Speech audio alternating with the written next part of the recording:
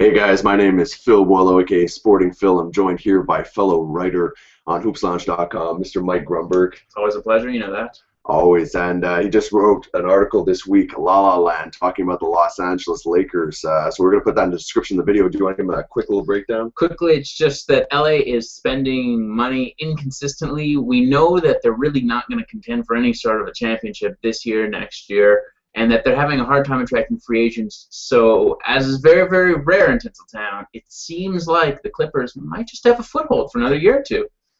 So this is going to be a tough article to read if you're a Kobe fan. But speaking of Kobe, we have an idea. Crazy idea, really. Rehash from 2012. Exactly. So if you're looking in the background, there's Mr. Kobe Bean Bryant wearing his 24, but not exactly the Lakers uniform. He's wearing a New York Knicks uniform.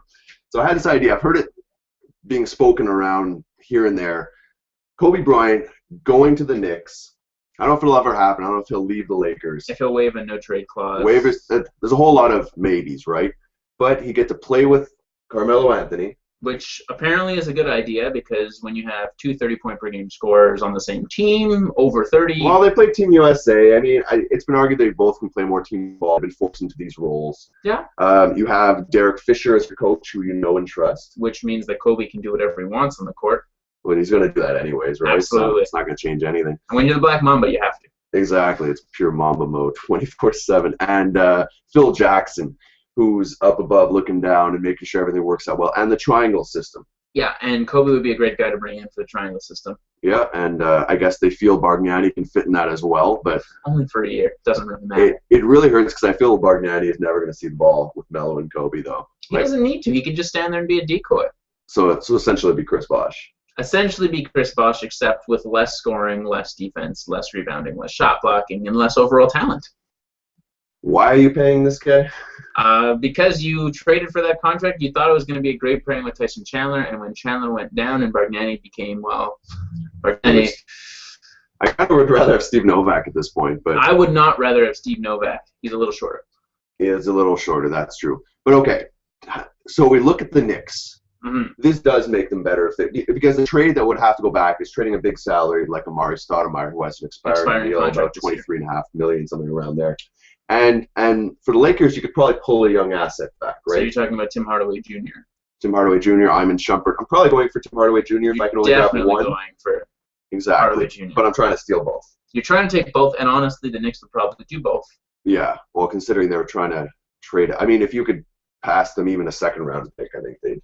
Well, the problem with the Lakers is that they're going to have to consider how important is the fan base.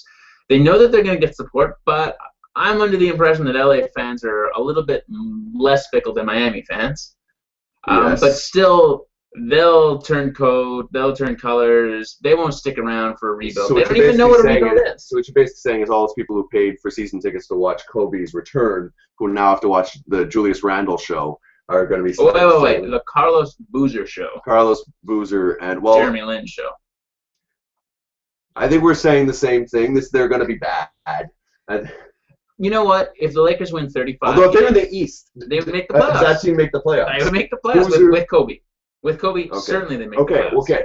We're talking about this a little off camera. So with that glut of big men, if you're the Lakers, do you ask for Shumpert back and give back an Ed Davis? Well, Ed Davis, once he can be moved, you may have to, just because the Knicks would want to pull some front court back, because right now they'd be sitting with Dallin. And I feel bad for him too. He's a good guy, and he's stuck behind that glut of power forwards there because he's never going to get time over Randle. Let's be honest. Randle, he's a backup center at this point, a backup undersized center. Well, so is Boozer though. Nah, Boozer's going to play 4 minutes, and apparently the 3.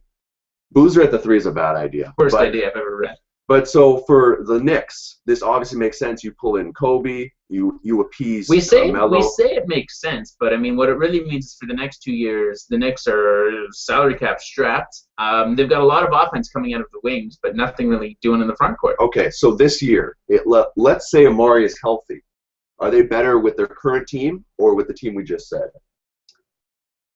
It's a great question. I would rather stick it out with their current team. However, I think if you want to get people excited in Madison Square Garden, bringing in Kobe, even on his last legs, would be a great move. And it would make Carmelo happy. And that also means that next year when Kobe's coming off the books, you've already got rid of Stoudemire. You no longer have Bargnani.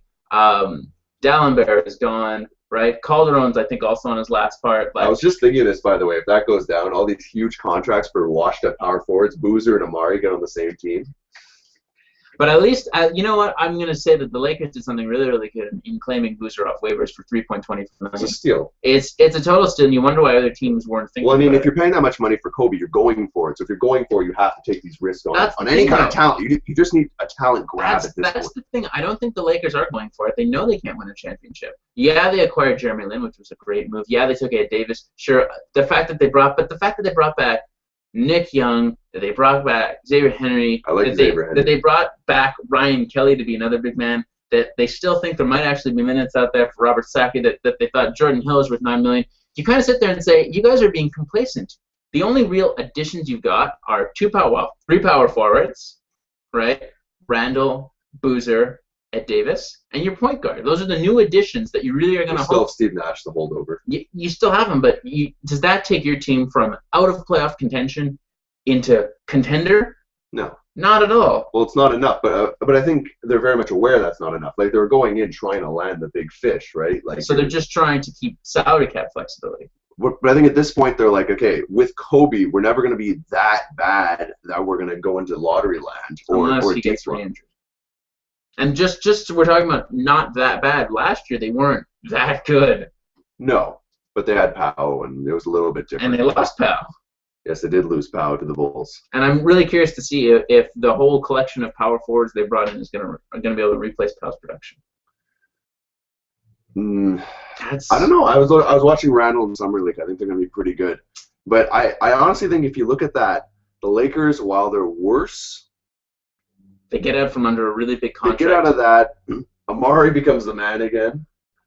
For better or worse. Amari and Steve Nash. It's a good kind of subplot. It's a good kind of. Oh, and then they could re-sign Sean Marion on the cheap. They could definitely bring it back. Sean Marion would be a good fit there, actually. He would be a great fit. But I mean, what would Swaggy P do? Swaggy P would make shots, do dances, do some celebrations, even if it misses. He'd be buckets off the bench. My favorite interview in the NBA. Whenever they interview him, my favorite interview. Well, beyond Greg Popovich. No. Not including? Oh, because he actually says something. He actually says something, and he's got the certain air about him that makes you want to just listen to him forever. Yeah, no, Swaggy P's a good guy. And they also got Wesley Johnson. They did bring back Wesley Johnson for some defense and athleticism. But are the Lakers that much worse that it matters? I think that's a real question. This year. No, but when you betray your fan base, what comes of that? Because that's what it would feel like if you were a Los Angeles. You traded away Dwight Howard. Which is referred to as the Dwightmare. Yes, but then they didn't want him there. He didn't want to be there. Yeah, but you should have thought of it. Like how is this? At the time, Bynum was an all-star center, close to, or who was undergoing a severe injury, and they didn't know how he was going to come back. By the way, how has he been? Well, the Bynum effect has been well documented here on Hoops Lounge. Bowling in oblivion. Poor guy. But so for the Knicks, it doesn't make so this makes sense for no one. I mean, it shuffles. Because I think it makes sense for both. I think it makes sense for the Knicks in the sense that it gets them a little more credibility. And yeah, in the East they can threaten a playoff spot for sure. They unload Amari, which is a big deal for them.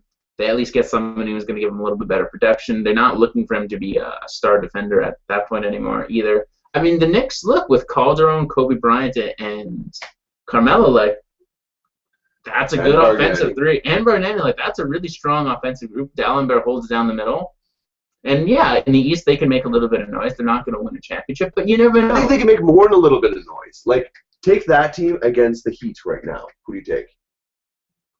Is Dwayne Wade going to play more than 20 minutes in that game? I put Dwayne Wade and Kobe in the same boat, so I call them a wash. So if you call them a wash, then you give Carmelo the upper hand on Walding. But I know you don't give Bargnani the upper hand on Bosh. No. And Calderon, I think I give him over Napier. Oh yeah. Despite whatever defensive limitations. And at center, I'm giving Dallenberg over Birdman. I know it's tough for me to say. I would do it too. I'm just saying technically. And it's not because Samuel Dallenberg is Canadian either. It's just because Birdman's seen better days. But he'll fly again. He'll fly again in the NBA. But anyways, so is there a consensus here? Because I think they're both better after this trade. If you have to say yea or nay. I can't see LA doing it, but I think it would be fantastic. This is in the world of hypothetical. We're in the off season. This is all hypothetical until the names are on the dotted line. But if they go through with it, if they went through with it, I think the Lakers would save some money, so they benefit short term, maybe long term. Although they upset fans, and the Knicks. Well, they get those young players, so long term's a little better. A little, yeah. I guess you could try and build around Tim Hardaway Jr. and Julius Randle. Oh, it's a bad idea, by the way. If you don't know those guys, they're good, but they're you never know. Tim Hardaway Jr. could really turn some heads this year. Yeah, but as James Harden said, these guys are role players. So they're better. Knicks are better. If you're the Knicks, you have to do that trade. If you're the Knicks, you have to do that trade, and you eat the salary on Kobe for that second year at almost $25 million. You just take it because you say, you know what? We probably weren't going to get a major free agent signing this offseason anyways, and they already committed to Calderon for an extra year. So they've already started to show that, yeah, they're going to handicap themselves in terms of flexibility at least in the upcoming 2 years, this year next. So why not take Kobe? So why not? So I know it's going to upset a lot of fans out there, especially Kobe fans. So I want you guys to let us know. Please like, share, subscribe, and all the rest. And join us next time. This has been Off the Wire. Thanks.